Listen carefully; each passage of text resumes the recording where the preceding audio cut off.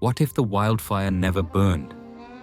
If Tyrion's trap at Blackwater Bay had failed, Stannis Baratheon's fleet would have crushed the Lannisters and taken King's Landing. Westeros would not know a boy king's cruelty, nor Daenerys' fiery conquest, but the iron will of the one true king. With the city fallen, Joffrey and Cersei would be dragged before Stannis in chains. Joffrey's short, bloody reign ends at the headsman's block, a swift justice that Stannis would see as cleansing the realm of false kings. Cersei, if not executed, would likely face exile or imprisonment, her power stripped entirely. Stannis, stern and unyielding, takes the Iron Throne by right of law. To many, he would appear cold, a king not loved but feared and respected. Unlike Robert's careless rule or Joffrey's sadistic games, Stannis would bring a harsh order. Corruption in the capital, purged, lords who wavered, broken or bent. Westeros would no longer play the Game of Thrones, it would obey. But Stannis does not come alone. At his side is Melisandre, the Red Priestess.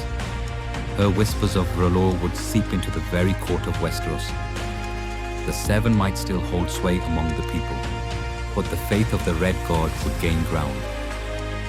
King's Landing could become a city of burning pyres, heretics cast into the flames in the name of the Lord of Light. Davos Seaworth, ever loyal, would try to temper Melisandre's influence. But how long could even the Onion Knight hold back the tide of prophecy and fire? Meanwhile, in the north, Robb Stark still wages war. But with Tywin defeated, the Lannisters are crippled, and the Freys lose their advantage.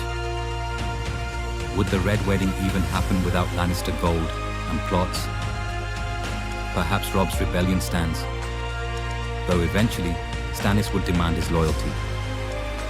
At the Wall, the true threat rises.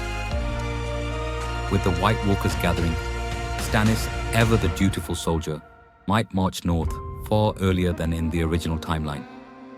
Imagine it, a king on the Iron Throne, abandoning the south to face the long night head-on. Jon Snow's fate, the Night's Watch's survival, and even the outcome of the war against the dead could shift dramatically with the resources of the crown. And what of Daenerys? With Stannis ruling, Westeros might appear less fractured, less ripe for conquest. But would that stop her?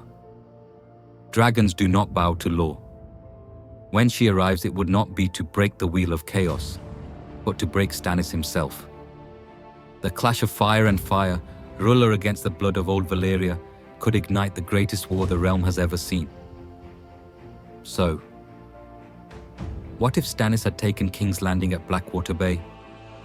A realm bound by law and fear, a king who brooks no defiance, and a red shadow looming over the Iron Throne.